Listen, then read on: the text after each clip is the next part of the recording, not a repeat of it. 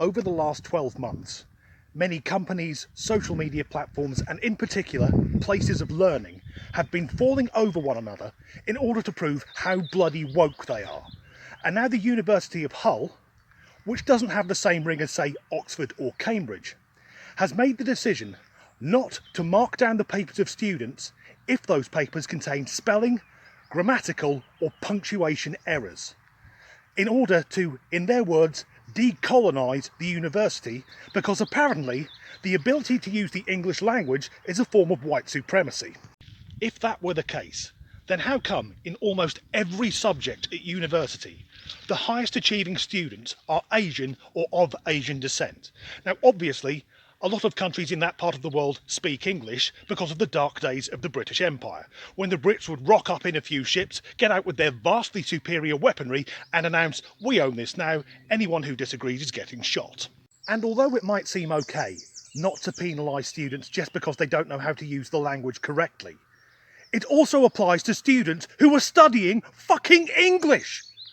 I would have thought that someone doing a degree in the English language should at least know how to bloody use it. The university argues that many of its students don't speak English as their first language, and that's fair enough.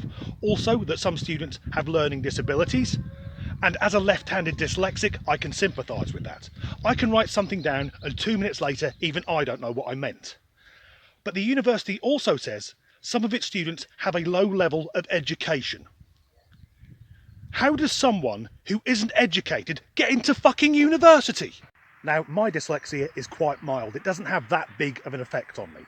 But I truly believe if someone has a severe learning disability, they should be given more help and more time.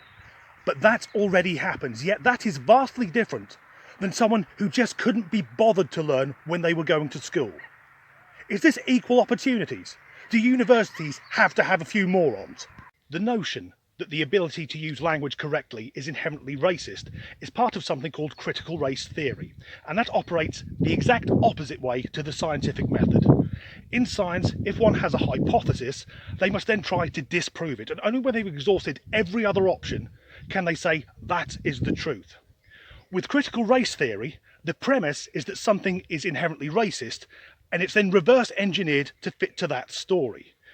Over the last year, chess has been called racist, and also musical theory. I consider myself very fortunate that I've got friends who are phenomenal musicians. And they're all different colours, because like most reasonable people, I care if someone is a good person. I don't give a shit about the colour of their skin, because racism in all its forms is vile. Making something racist in order to fit in with your own narrative is fucking idiotic.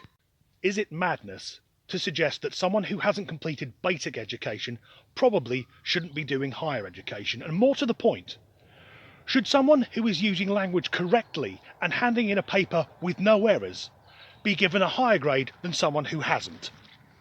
And is it so hard to accept? We can't be good at everything. We can't achieve all of our dreams. When I was 15, a Royal Navy careers advisor told me I could not be a submariner.